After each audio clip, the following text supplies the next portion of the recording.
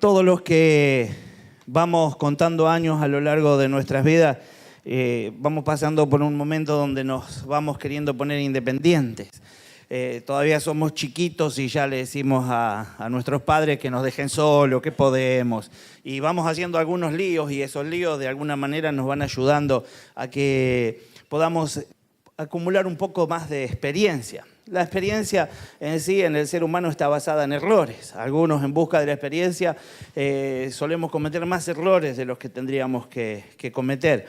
Y cuando estamos en el Señor, lo que nos pasa es que el Señor nos capacita para poder cometer los menos errores posibles o para poder capitalizar enseñanza de apenas algunos errores. Pero hay una cosa y hay un momento donde, por más experimentados que seamos, por más crecidos que estemos, por más que estemos en el mejor momento de nuestra vida, va a pasar, y es que sentimos la verdadera indefensión. Sentimos que verdaderamente no tenemos fuerzas como creíamos, que no somos tan astutos como creíamos, que no hay tanta sabiduría como pensábamos, que verdaderamente aquello que creíamos que era tan sencillo para nosotros no es tan sencillo, y empezamos a depender de Dios. Y a todos nos gusta escuchar que Dios es nuestro refugio. Dios es nuestro refugio. Y verdaderamente un refugio es para refugiarse. Y eso es lo que también a veces entendemos mal. Y es nuestro refugio para correr a Él cuando estamos mal. Pero cuando no estamos tan mal, cuando no hay aflicción, cuando no hay escasez, cuando no hay enfermedad, cuando no hay dolor, cuando no hay angustia, parecería que nos conservamos lejanos y corremos solamente en el momento que pensamos que ha de estar. Así es como muchos son atrapados muy lejos del refugio y no hacen a tiempo a volver. Si quisiéramos imaginarnos esto físicamente, imaginaríamos un techo, unas paredes ultra protectoras, donde podríamos estar a salvo de cualquier cosa, y salimos, caminamos 2 metros y ante la menor sensación de temor, corremos hacia el refugio. Y luego agarramos confianza. Y salimos y caminamos 3, 4 metros y ante la sensación de persecución o ante un momento difícil, corremos al refugio.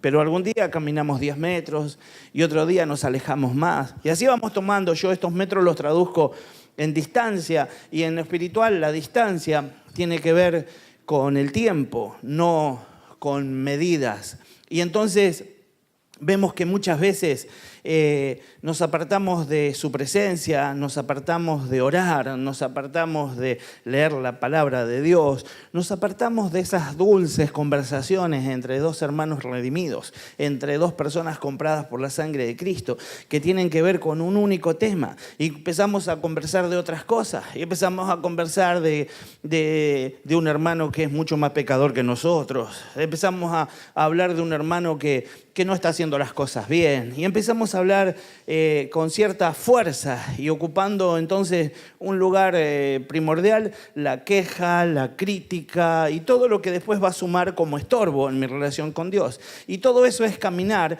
lejos de este refugio. Cuando queremos volver al refugio, tenemos que ir pasando diferentes puentes por los que podemos pasar únicamente con perdón y arrepentimiento. Y entonces, lejos del refugio, tenemos muy poco tiempo para llegar, pero pasamos por el primer arco y está cerrado. Y entonces ese arco amerita que yo pida perdón y me arrepienta. Entonces pido perdón, me arrepiento por haber calumniado, por haber hablado mal. Paso ese arco y todavía me faltan algunos metros y aparece otro arco, aparece un arco de mentira. Y entonces empiezo a decir, Señor, tengo que llegar pronto. Pero las reglas ya están establecidas. El Señor, en su favor y su misericordia, me dio ingreso a su misma presencia, al refugio. Pero esos arcos están siendo estorbo y esos arcos los permití yo. Así que otra vez arrepentimiento. Y sabe, a veces juego y me quedo en el mismo arco. Me arrepiento, paso un pie hacia adentro, salgo de nuevo, me arrepiento, pero sigo lejos. Y a veces creo que con que tenga 3 arcos va a ser fácil, y algunos que piensan que 4 o 5, y así andamos por la vida defendiendo alguna situación. Sansón decía, y como nazareo, él no faltó a nada.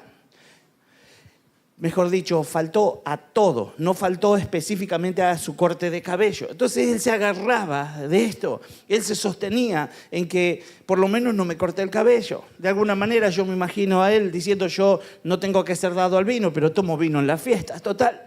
En esta fiesta tomo, en la otra tomo. Él no podía tomar, era consagrado a Dios. No estoy enseñando que nosotros no debamos tomar. Nosotros hemos enseñado claramente que debemos ser respetuosos de la bebida y que debemos consumirla con mucho temor, sabiendo que más de la cantidad necesaria nos va a hacer mal. Entonces entendíamos que él hacía esto. Él no podía estar con mujeres de otro país, no podía mezclar las naciones. Todo lo que no tenía que hacer lo hizo, pero yo me imagino que en su actitud de conformismo, en algún momento él decía, por lo menos no me dejé cortar el pelo. Por lo menos yo no me corté el pelo. Y creo que nos pasa a todos nosotros que en algún momento pensamos, por lo menos, decirle a que está al lado, por lo menos. Algunos se cree que está bien porque no cayó en adulterio. Y entonces anda haciendo cualquier cosa de su vida, pero por lo menos no cayó en adulterio. Como si Dios fuera a considerar al pecador por mucho pecado, por poco pecado, por gran pecado o por pequeño pecado. Y entonces hay alguien que anda por la vida diciendo, bueno, pero por lo menos, es que él por lo menos sirve en el proceso de crecimiento. Él por lo menos sirve cuando yo nazco en Cristo y empiezo a abandonar cosas. Entonces yo llegué drogadicto, atado al consumo, y entonces pasa un mes, pasan 2 meses y cometo errores, vivo mi vida quizás medio desordenada, pero por lo menos no estoy en vicio, gloria a Dios por eso. Pero yo hablo de aquel que está establecido, de aquel que ya está caminando en Cristo, de aquel que tiene unos cuantos meses de cristiano, aquel que ya está contando años de cristiano y anda por la vida diciendo, pero por lo menos. Y entonces creo yo que hoy necesitamos entender que no se trata de tiempos, no se trata de etapas, porque el Dios que tenemos es un Dios eterno. ¿Cómo es Dios? Aleluya. Así que tenemos un Dios eterno que nos da un refugio eterno. Y el cuidado y la misericordia de Él también son eternas. Entonces yo tengo que tener la intención de acobijarme, de cuidarme, de relacionarme con el Señor pensando en eternidad. De parte de Dios todo está establecido para que yo eternamente esté con Él, gozándome en la salvación y vida eterna por siempre.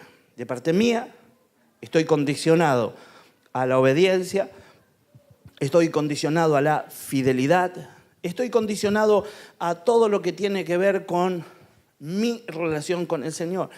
Si yo lo abandono, mi refugio, así como lo dijimos hoy, va a estar muy lejano el día que yo necesite ir a Él. Nadie tiene contado sus días. Dice la Biblia que el Señor viene pronto. Y cuando hablamos de que viene pronto, a veces jugamos con esto porque decimos, bueno, si no vino hasta ahora, por ahí va a tardar unos 2.000, 3.000 años más. No sabemos si van a ser 2 horas, 3 horas, 2 minutos, no sabemos cuánto. Pero si se tardara por el amor a los que no son convertidos todavía, dice el Señor que algunos de nosotros, llegados a un tiempo, algunos antes, otros después, vamos a partir de este lugar para estar con Él, en el mejor de los casos. Y entonces ahí tenemos otra cosa más. O partimos o Él nos llama, despedimos de esta tierra. ¿Y cómo estábamos? Estábamos cerca del refugio, lejos del refugio. Estábamos en el refugio. Y entonces la palabra que estamos por compartir tiene que ver con esto, con un refugio eterno que tenemos al que nos tenemos que aferrar. Yo quiero felicitarlos por el esfuerzo. No es que esté condenando ni hablando mal de los que hoy no están, pero quiero felicitarlos por el esfuerzo de estar acá. Yo sé que a algunos de ustedes les cuesta, yo sé que a algunos de ustedes viajan desde lejos, toman un colectivo, 2, pierden tiempo, dejan cosas, pero pierden tiempo en el sentido de un tiempo que podían utilizar para otras cosas, pero usan el tiempo bien porque están acá adorando al Señor y oyendo la palabra de Dios. Amén. Esto es estar en el refugio, estar en la célula, estar en el culto durante la semana, tener contacto en el fin de semana, estar en el culto de los domingos, el día del Señor. Eso es estar en el refugio. No estar en el refugio es alejarme de todas estas cosas. O yo alguna vez alguien que dice, yo no congrego, pero oro en mi casa. Tápate la boca y decirle, Si no oras cuando está en la iglesia, hermano, va a orar en tu casa. Es difícil, no se puede, no estamos concebidos para eso, no hay fuerza en nosotros. Necesitamos estar en una atmósfera de gloria. Mire, Saúl andaba buscando animales. Y buscando los animales, el pueblo pedía un rey y de alguna manera se los muestra a los profetas. Saúl sube al monte donde estaban los profetas y cuando bajaban los profetas, el tipo no tenía ni idea de lo que pasaba. Pero en el medio de la unción, él también profetizó. ¿Tuvo un ministerio profético? No lo tuvo. ¿Volvió a profetizar? No. ¿Tuvo claridad en cuanto a la relación con Dios? No. Hasta terminó consultando a agoreros y adivinos. Así que entendemos que en el medio del fuego todos ardemos, pero lejos del fuego la tendencia es apagarse. Yo no puedo decir, a no ser que las condiciones físicas, a no ser que la condición política, la persecución, que se establezcan algunas situaciones difíciles, duras, que no me permiten estar con los hermanos en la iglesia, por supuesto.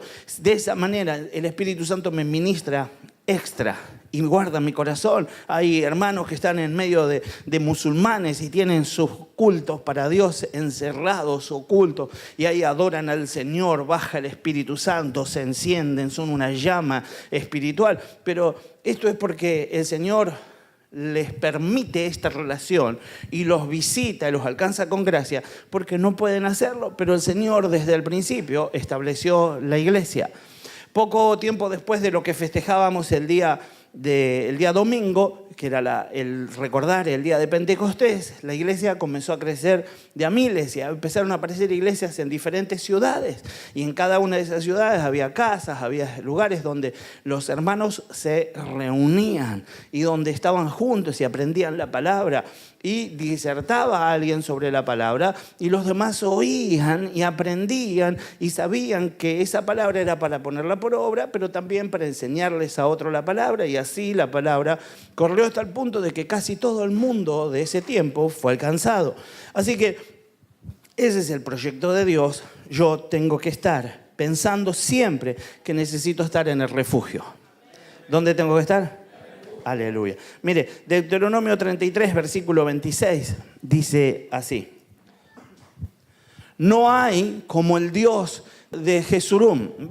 Jesurún es una palabra, a mí me decían Chicho, me decían de todo, pero sobre mi nombre, Fernando, me dijeron Ferni, Ferchu, Nando. Así que entiende que de un nombre se dice, y generalmente ese tipo de expresiones es una expresión de cariño y de confianza.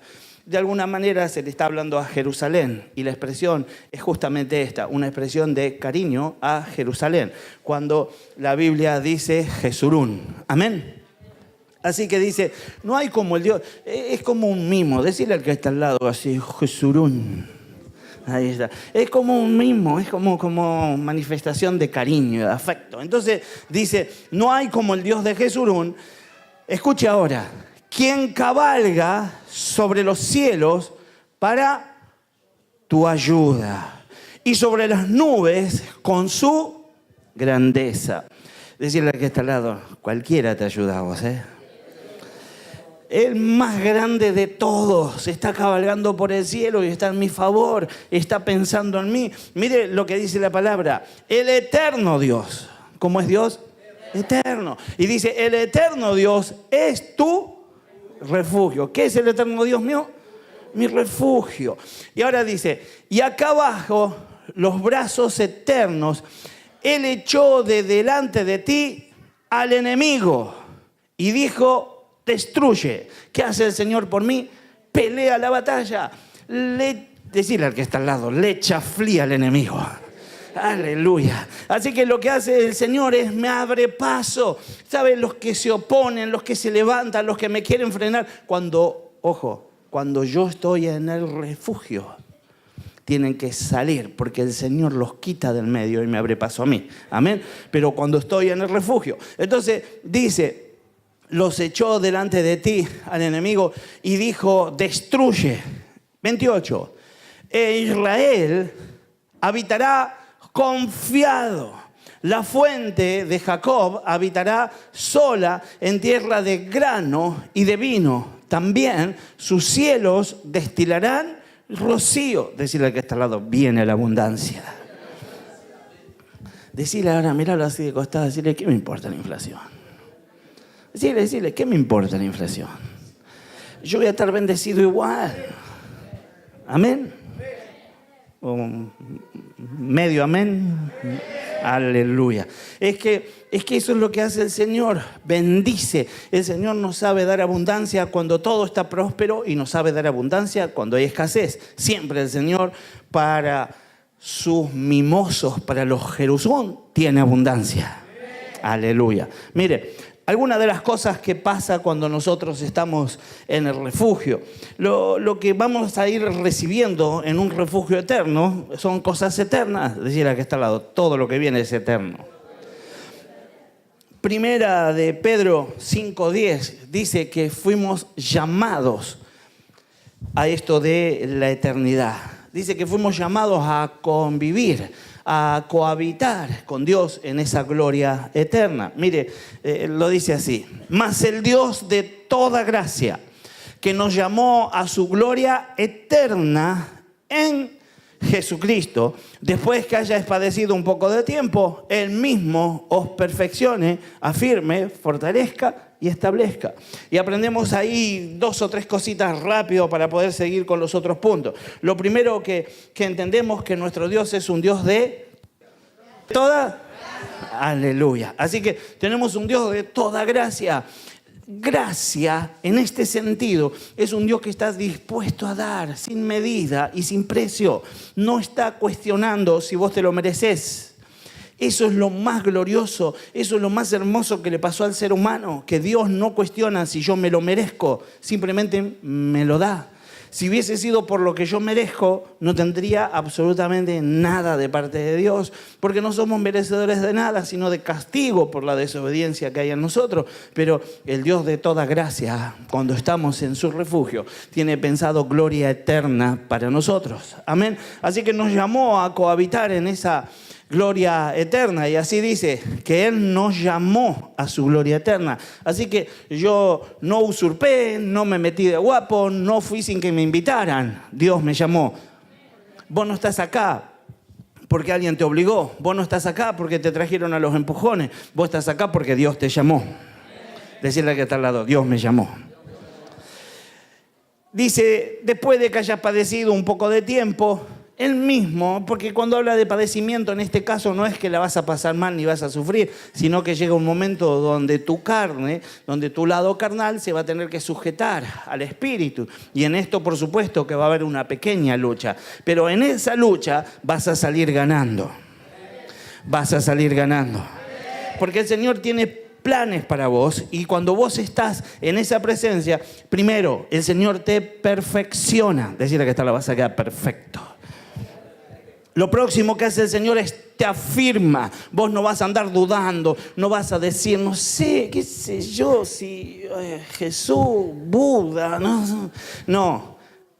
Vos fuiste llamado. Vos fuiste llamado por el que cabalga por sobre los cielos, el que te cuida, el que te da refugio, te puso con Él en la gloria eterna. Así que Él entonces te perfecciona, te afirma. Y también dice la Biblia que te fortalece. ¿Qué hace el Señor?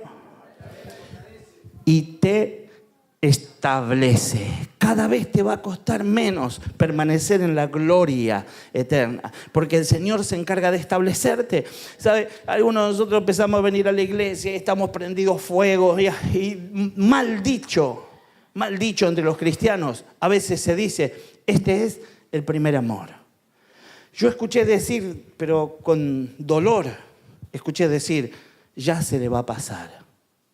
Como diciendo que hay una receta a cumplirse. Pero nosotros podemos seguir prendiendo fuegos hasta que estemos en la presencia de Dios. Y vamos a seguir con el primer amor en el nombre de Jesús. Yo tengo que buscar de estar en su presencia, tengo que buscar de estar en su refugio, porque cuando yo estoy en su refugio, me conservo en ese primer amor, me conservo en esa ida y vuelta con el Señor. Cuando yo tomo distancia, empiezo a hacer algunas cosas que aprendí.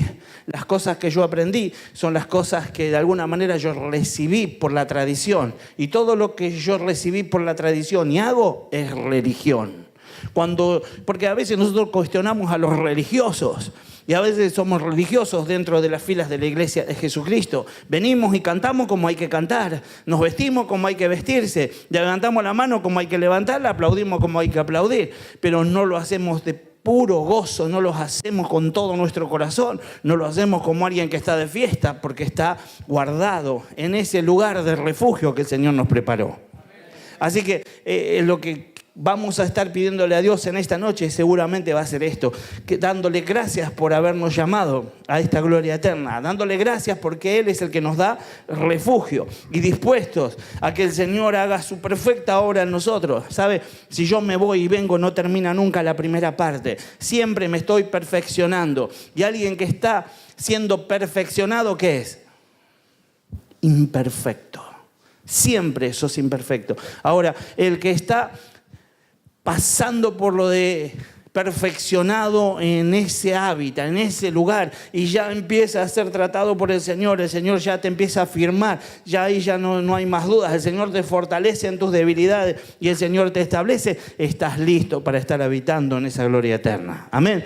Mire, lo próximo que tiene el Señor de eterno para nosotros es que nos dio salvación eterna. Decirle que está al lado, salvación.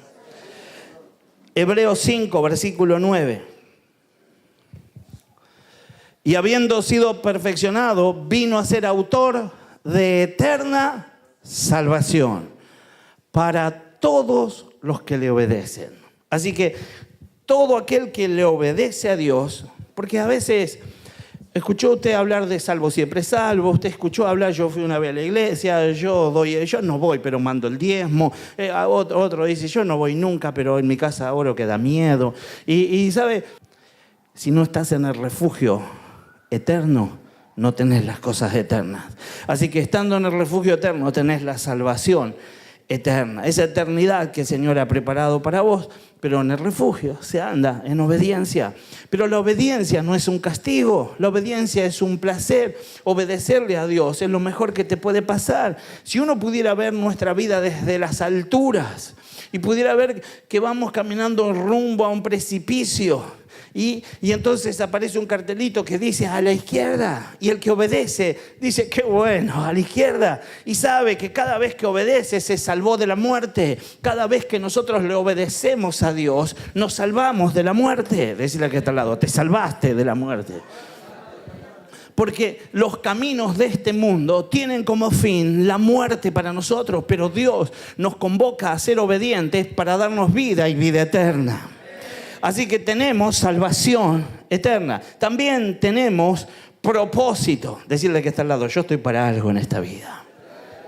Efesios 3:11 habla del propósito que tenemos como creyentes, más allá del propósito que tiene Dios con tu vida en lo particular, de acuerdo a los dones que ha puesto en vos, de acuerdo a los talentos que fluyen de tu vida, de acuerdo a la inspiración que tenés al ver a otros hombres y mujeres de Dios que están llenos, que se mueven en victoria, que alcanzan cosas. Mire, hay muchas cosas por las que nosotros tenemos que entender que hay algo grande por hacer y hay mucho por alcanzar. No me puedo quedar quieto. No me puedo quedar quieto. Aleluya. Así que tengo propósito. Efesios 3, versículo 11. Dice así: conforme al propósito eterno. Yo tendré algunos propósitos pendientes, algunas cosas que todavía no terminé y que estoy terminando. Tengo algunas cosas que tienen que ver con lo momentáneo, pero por sobre todo eso, más allá del propósito que yo tengo, el que está de novio se quiere casar, el que se quiere casar quiere completar las cosas, quiere tener hijos. Algunos ya estamos en la vuelta y estamos todavía, nosotros todavía no terminamos de criar a nuestro hijo menor, pero ya estamos con ganas de tener nietos y esas cosas, ¿no?, que le pasan a uno. Pero hay como un círculo. hay como un círculo y todo el tiempo van apareciendo cosas para todos los días y todos quisiéramos tener una mejor casa, un mejor coche, una mejor manera de vivir. Algunos tenemos deseos ministeriales, sueños de acuerdo al llamado que el Señor va haciendo, y todo esto tiene que ver con el cumplimiento paso a paso, etapa por etapa, pero hay un propósito que es eterno. Hay algo para lo que el Señor me llamó y me metió en ese refugio, y es para que lo viva de una única manera. Y dice que conforme a ese propósito eterno que hizo en Cristo Jesús nuestro Señor. Ese propósito el Señor lo hizo en Cristo para mí. Yo me muevo por Cristo, ando por Cristo, vivo por Cristo, y dice la palabra que yo voy a andar en victoria. Mire, vamos a leer Efesios, pero ahora desde el 8 en adelante, este mismo capítulo, y dice así. Fíjese cómo Pablo se presentaba y decía: a mí que soy menos que el más pequeño de todos los santos, me fue dada esta gracia de anunciar entre los gentiles el evangelio de las inescrutables riquezas de Cristo, y de aclarar a todos cuál sea la dispensación del misterio escondido.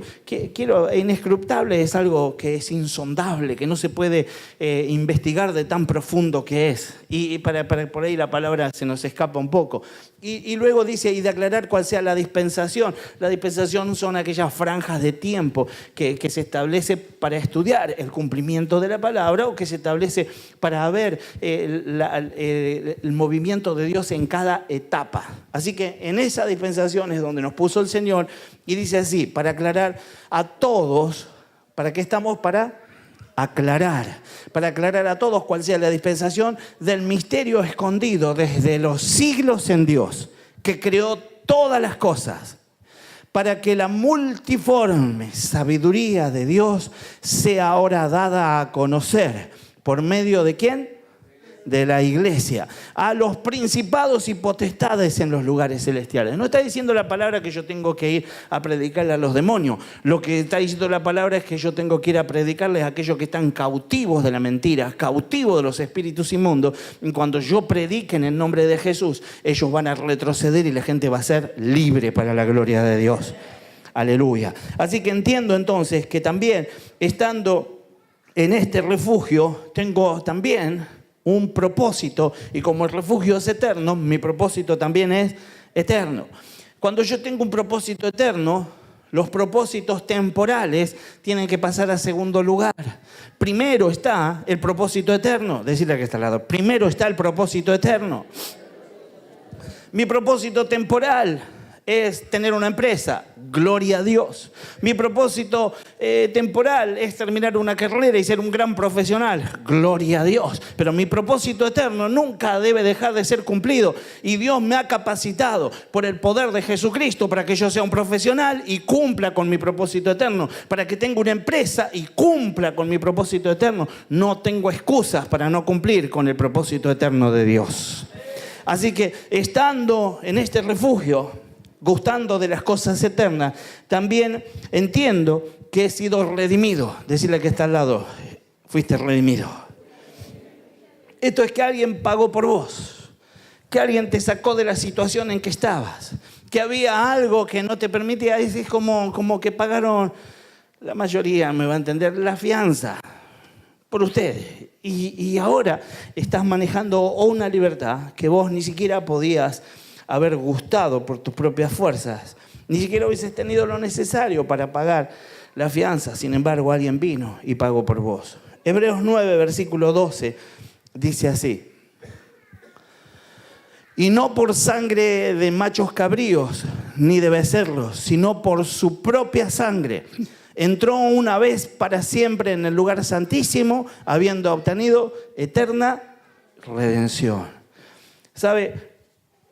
Desde el Antiguo Testamento la Biblia venía informando al hombre, venía enseñándole al hombre que la salvación tenía un pago, y comenzó a revelar que era por sangre. Sin sacrificio no hay redención. Alguien tenía que morir. Estuvimos predicando sobre el vestido el sábado con los jóvenes y los encuentristas y hablamos de la primera vestimenta que el hombre tuvo, que fue parlas cosidas, hojas de parla cosidas, que era de alguna manera tapar la desnudez y la vergüenza que ellos sentían por haber pecado, por haber salido de esa perfecta comunión, por haber salido del refugio, por estar escondidos lejos de Dios. Cuando se enfrentan con Dios, Dios les hace saber que a Él no le pueden ocultar su pecado, porque ellos lo primero que dijeron es: estamos escondidos porque estamos desnudos. Estaban desnudos desde el principio, Él los había creado. Entonces el Señor, luego de que les explica toda la condenación y todo lo que había pasado sobre ellos, pone sobre ellos cubiertas de pieles, los viste con pieles. Y para poder vestir a 2 personas con pieles, por lo menos 2 animales tuvieron que haber muerto. Comienza una lección. El ser humano comienza a aprender que sin sacrificio no hay limpieza, sin sacrificio no hay remisión. Amén. Así que somos redimidos por la sangre de Cristo. Leemos desde el 11 en adelante y vamos a ampliar un poquito para poder entenderlo mejor. Pero estando ya presente Cristo, sumo sacerdote de los bienes venideros, por el más amplio y más perfecto tabernáculo, no hecho de manos, es decir, no de esta creación, y no por sangre de machos cabríos, ni de becerros, sino por su propia sangre, decir que está al lado, por la sangre de Cristo. Entró una vez para siempre en el lugar santísimo, habiendo obtenido eterna redención. Eterna. Porque si la sangre de los toros y de los machos cabríos y las cenizas de la becerra rociada a los inmundos santificaban para la propiciación de la carne, cuánto más la sangre de Cristo, el cual mediante el Espíritu Eterno se ofreció a sí mismo sin mancha a Dios, limpiará vuestras conciencias de obras muertas para servir al Dios vivo. Así lo está diciendo la palabra. Fuiste comprado con un propósito, había condenación sobre tu vida y entonces esa remisión es eterna sobre tu vida. Sos redimido por la eternidad. Sos redimido por la eternidad. La sangre de Cristo tiene poder. Yo jugaba con Sharon y con Nazareno cuando eran chiquitos y orábamos y a veces, como confesándolo a los aires, yo les preguntaba, les decía una frase, les decía: la sangre de Cristo, la sangre de Cristo, la sangre de Cristo. Que lo escuche el diablo, la sangre de Cristo. Aleluya. ¿Sabe? Está bueno confesar el poder que hay en la sangre porque es la que me limpió, la que me compró, la que me sacó de la condición en que estaba y hoy ando en victoria y estoy en ese refugio eterno porque un día el Señor dio su propia vida por nuestros pecados. Amén. Mire, también entiendo que en este lugar fui sellado y fui sellado eternamente. Hebreos 9:14 dice así: cuanto más la sangre de Cristo, el cual mediante el Espíritu Eterno, ¿mediante qué? Se ofreció a sí mismo sin mancha a Dios, limpiará vuestras conciencias. La obra anterior tenía que ver con la inspiración de un espíritu que es nada más y nada menos que el Espíritu Santo. Por eso la palabra lo menciona con mayúscula. Dice ahí: el cual mediante el Espíritu Eterno se ofreció a sí mismo. Así que encontramos también que fuimos sellados por el Espíritu Santo. Vamos a Juan. Estamos hasta ahí, ahora pendiente queda lo del sello del Espíritu Santo, un sello de eternidad en nuestras vidas. Vamos a Juan 10, versículo 28. Y habla de que hemos recibido en este lugar de eternidad vida eterna. En este refugio tengo vida eterna. Juan 10, versículo 28 dice así: y yo les doy vida,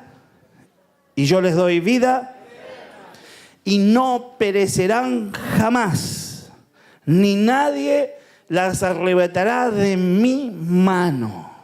Gloria a Dios. Yo quiero esto para mi vida. Ahora, como la Biblia enseña Biblia, y para entender la Biblia tenemos que ir a la Biblia, el versículo anterior nos va a dar alguna condición que tiene este versículo, porque enseñaríamos muy mal diciendo, no, cualquiera que llegó a Cristo una vez y se entró a la iglesia, dijo que sí a Cristo, hizo una oración de fe, ya es salvo para siempre, sino que siempre vamos a volver a lo mismo, a una actitud de fidelidad y de obediencia. Y dice, y yo les doy vida eterna y no perecerán jamás, ni nadie las arrebatará de mi mano. Versículo 27, podemos leer, que es el anterior. Y hay algunas características que se tienen que cumplir. Lo primero que tiene la parábola de la que está hablando es de las ovejas, y entonces lo que está enseñando el Señor dice ahí, 27, y acuérdese cómo continuaba el 28. Mis ovejas oyen mi voz, yo las conozco y me siguen. Así que esto de tener vida eterna en el Señor tiene que ver con estas tres cosas. Oír la voz de Jesús. Lo segundo que tiene que pasar para poder interpretar que tengo vida eterna, tiene que ser que Él me conozca. Para que Él me conozca, yo tengo que tener relación, tengo que ser llamado, tengo que permanecer en su presencia, tengo que abrir mi corazón. Él me conoce por su omnisciencia, Él me conoce por su capacidad de llegar hasta lo más íntimo de mi ser, pero para que me conozca verdaderamente, tiene que conocerme a través de mi confesión, a través de mi apertura, a través de un tipo puesto delante de Dios, contando todas sus debilidades sin ningún temor. A Dios no se la puedo dibujar, sin embargo, a veces nos hemos encontrado que estamos delante de Dios diciéndole, y más tirita chiquita, una cosita así, Dios, perdóname. No le tenés que explicar, Dios sabrá si es chiquito o grande, lo que importa es que vos te arrepientas de todo corazón, sea mentirita o mentirón. Tengo que ir delante de Dios dispuesto a que Él me perdone, y eso es a través de mi arrepentimiento. Así que entonces, para la vida eterna necesito oír la voz. Y esto es participar de los cultos, leer la palabra, orar y hacer silencio. No solamente orar, orar, orar, orar. En algún momento tengo que hacer un pequeño silencio para escuchar la voz de Dios. Tengo que estar sensible a que Dios me hable a través de un niño, a través de un hermano, a que Dios me hable a través de un suceso, a que Dios me muestre claramente qué camino seguir a través de una señal. Pero todo eso va a pasar si yo estoy en el refugio y quiero conservarme allí. Amén. Mire, también en este refugio eterno, según Hebreos 9:15, tengo una herencia que es una herencia eterna. Dice así Hebreo. Así que por eso es mediador de un nuevo pacto, para que interviniendo muerte para la remisión de las transgresiones que había bajo el primer pacto, los llamados, ¿quiénes? Los llamados. Empezamos diciendo que en este lugar estamos los llamados. Y entonces dice así, los llamados reciban la promesa de la herencia eterna. Juan 14, versículo 12, habla de alguna condición de los herederos que tiene que ver con esto. Y dice, de cierto os digo, el que en mí cree, las obras que yo hago, él las hará también, y aún mayores hará, porque yo voy al Padre. La Biblia en los versículos anteriores a Hebreos 9:15 y mejor dicho los posteriores, 16 y en adelante, habla de justamente que alguien tiene que morir para que, dice que el testador tiene que morir para que la herencia pueda tener cumplimiento y pueda entregarse en manos de quien la va a heredar. Así que este versículo me está enseñando que el Señor dice ahí, de cierto os digo, el que en mí cree, las obras que yo hago, las hará también y aún mayores hará, porque yo voy al Padre. Como Jesús, hombre lleno del Espíritu Santo, dejó de estar aquí en la tierra, físicamente pasó por la muerte, aunque luego resucitó, pasó por la muerte, yo recibí esa herencia. Y esa es la herencia que yo tengo. Y esa es la herencia que tiene la iglesia. Y eso es lo que la iglesia tiene que comenzar a creer. Porque como refugiados de Dios, como gente que habita en este refugio eterno, tenemos que estar dispuestos a actuar con esta autoridad que el Señor nos dio por la eternidad. Amén. Segunda de Corintios 5:1 hablan de que tenemos morada eterna. Dice así: porque sabemos que si nuestra morada terrestre, este tabernáculo, se deshiciere, tenemos de Dios un edificio, una casa, no hechas de manos, eternas en los cielos. Te lo paso a palabras. Si tu cuerpo falla, si tu cuerpo se enferma, si te morís, si te entierran, si tu cuerpo se desarma, tu vida no terminó. Dios tiene otra casa para vos. Así que nosotros sabemos que tenemos esa casa y sabemos que un día aún vamos a venir por cada una de esas moléculas que estén desparramadas. Aunque mi pastor decía, aunque te coma un tiburón y tus moléculas queden desparramadas por el mar, el día que Cristo llame a los suyos, cada una de esas moléculas se van a formar en un cuerpo y otra vez vas a tener el cuerpo que tenías. Ese es nuestro Dios. Un Dios que nos ama, que nos cuida y que nos da refugio. Nos da refugio. Aleluya. Segunda de Corintios 4, versículo 17. Dice así: porque esta leve tribulación momentánea produce en nosotros un cada vez más excelente y eterno peso de gloria. ¿Qué hay para tu vida también en este refugio? Un peso de gloria. El peso de gloria tiene que ver con la preparación que vos tenés a través de la vida. Tiene que ver con tu combate, tiene que ver con tu lucha, tiene que ver con la victoria que Dios tiene preparada. Mire, vamos a leer el 16 al 18 para poder interpretar mejor. Dice: por tanto, no desmayemos. Antes, aunque nuestro hombre exterior se va desgastando.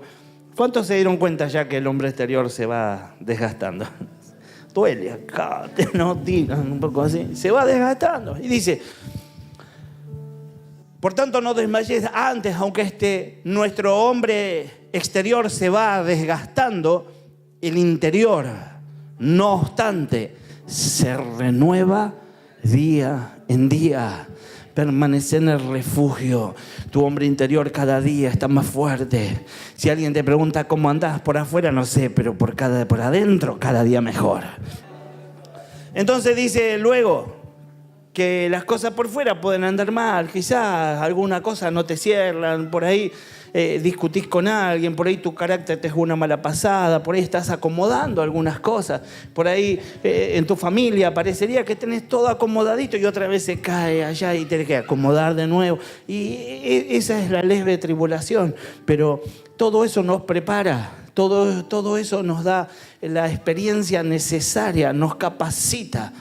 Porque mientras que va sucediendo eso por fuera, por dentro, el hombre interior va creciendo cada vez más. El desgaste del hombre exterior hace que el hombre interior crezca. Las cosas van cada vez mejor cuando yo voy solucionando cosas a lo largo de la vida. Y dice ahí, porque esta tribulación momentánea produce en nosotros un cada vez más excelente y eterno peso de gloria. Y entonces dice: no mirando nosotros las cosas que se ven, sino las que no se ven. Pues las cosas que se ven son temporales, pero las cosas que no se ven son...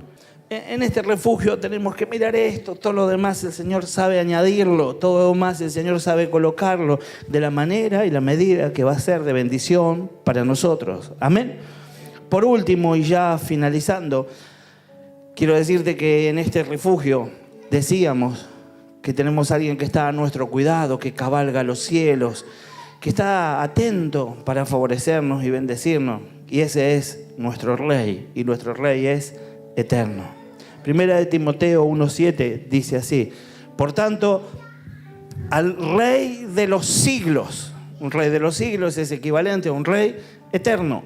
Por tanto, al Rey de los siglos, inmortal, invisible, al único y sabio Dios, sea honor y gloria por los siglos de los siglos. Sea honor y gloria eternamente. Por lo tanto, al Rey eterno sea gloria eternamente. Porque ese Dios es inmortal, invisible, es único y sabio. Es todo lo que yo necesito para estar en completa bendición y poder disfrutar de ser parte de este refugio. Amén. Ahora, dijimos que estamos convocados, que fuimos llamados, y eso es lo que a veces, el principio de lo que dijimos fue que el Señor nos llamó a esta gloria eterna. Y a veces no estamos convencidos, a veces no terminamos de interpretar la palabra, a veces creemos que no es el tiempo. A mí me pasaba que yo creía que el Evangelio era para gente más grande. Yo creía que después me vendría bien, que estaba bien tener a Cristo en un matrimonio, pero en mi noviazgo por ahí no, después en el matrimonio, bueno, todavía no, cuando sea más grande. Y fue toda una pelea interna donde cada día fue ganando el Señor y me fue apasionando y enamorando de Él. Y entonces entiendo hoy que lo mejor que me puede pasar es decidir cada día de mi vida que quiero estar en este refugio que es mi Señor y mi Rey. Mateo 13:44. Además, el reino de los cielos es semejante a un tesoro escondido en un campo, el cual un hombre halla y lo esconde de nuevo. Gozoso por ello, va y vende todo lo que tiene y compra aquel campo. Que Dios sea tu Rey implica que vos te despojes de todo lo que tenés, porque lo que te están dando nuevo, lo que hay en este reino, es mucho más valioso que lo que tenías. El Señor te está diciendo, si vos estabas afanado por lo que necesitas para comer, lo que necesitas para vivir, si vos estabas afanado por el sustento de esta semana, yo tengo eternidad. Si vos estabas afanado por la salud en estos últimos 15 días, el Señor te dice, yo tengo eternidad. Si vos estabas afanado por otra cosa sencilla, visible, alcanzable, terrenal, el Señor te está diciendo, yo tengo algo eterno, espiritual, invisible, poderoso, que vos podés alcanzar si estás en mi refugio. Yo quiero estar en el refugio.